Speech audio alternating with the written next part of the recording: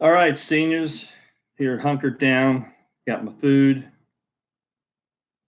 Got my single jack hammer. In case you always never go anywhere without the hammer these days.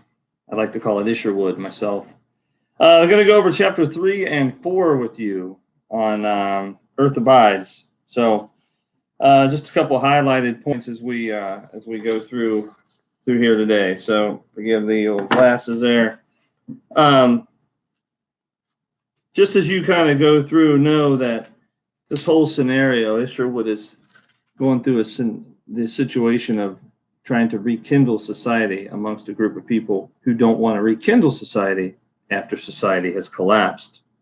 And the his whole idea of sending these guys along the road to try to find other remnants of society starts on 191, where he even goes back to the fact that President Jefferson giving Lewis and Clark, sending them out to California and back from St. Louis. He equates that with them going back from California, San Francisco, namely, which is currently under lockdown, all the way back through the states.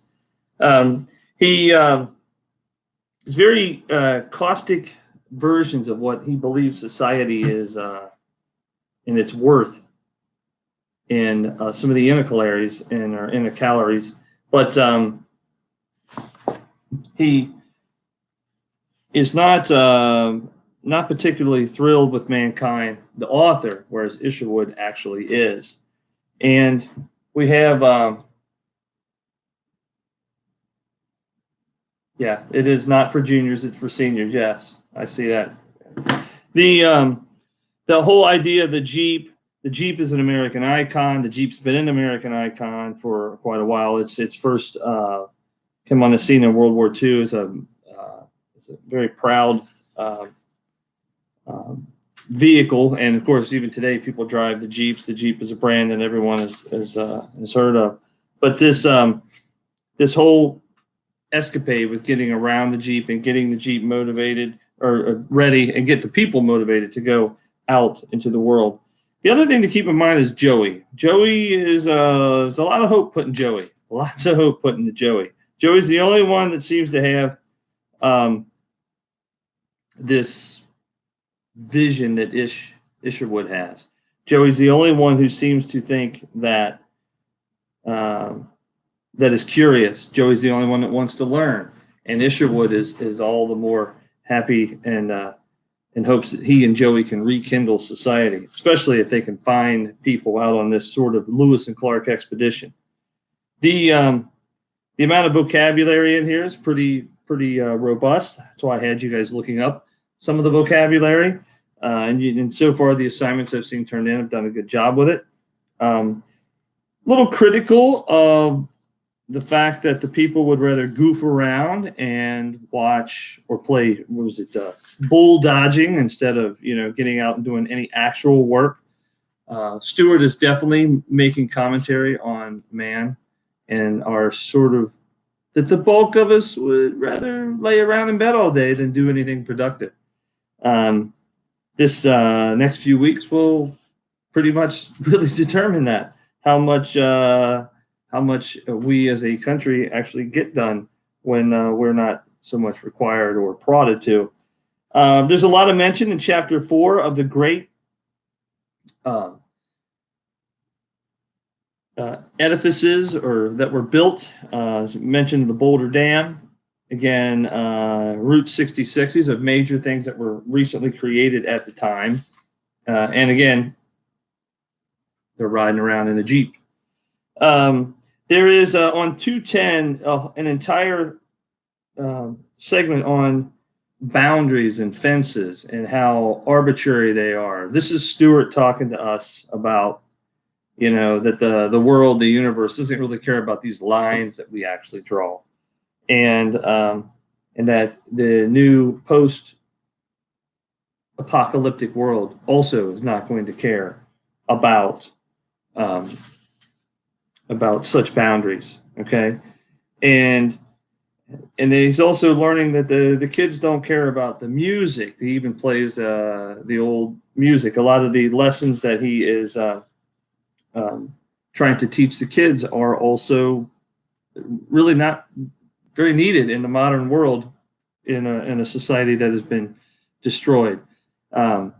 He is constantly worried that they are living too much off the canned goods, that they are scavenging. He thinks they should be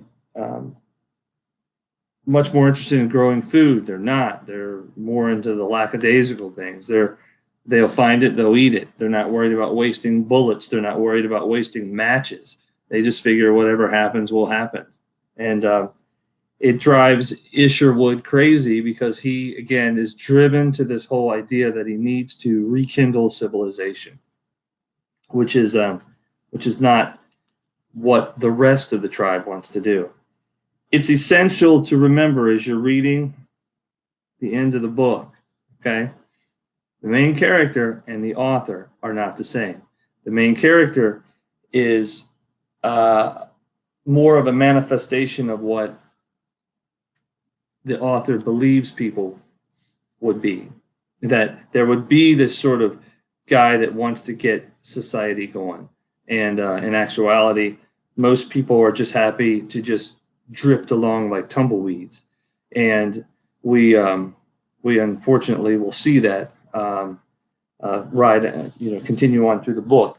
There are events coming up that are the major thematic element of the book, and it's the character that is going to come in named Charlie. You guys had 3 and 4 due today. We want to have the next couple chapters due by Tuesday. Okay, so we can continue and progress through the book. Any kind of questions that are put on there from Ms. Hicks or I that are ask you to elaborate, we want you to elaborate. We're reading them or looking at them when you share them with us on Facebook, okay? And I will be putting grades in. The long and short of it is, not sure how much longer past spring break we'll be out, but I got a good feeling that we'll be finishing this book out, and we will also have to start the capstone now. As seniors, you guys are going to need to finish the book and do the capstone in the capacity that is best able to be done in these circumstances. So keep reading. You guys have any questions, reach out via Gmail, send me a message on Instagram, and we'll communicate our way through it. All right, you guys take care of yourself. Wash your hands twice as long as you normally would. I'll talk to you soon.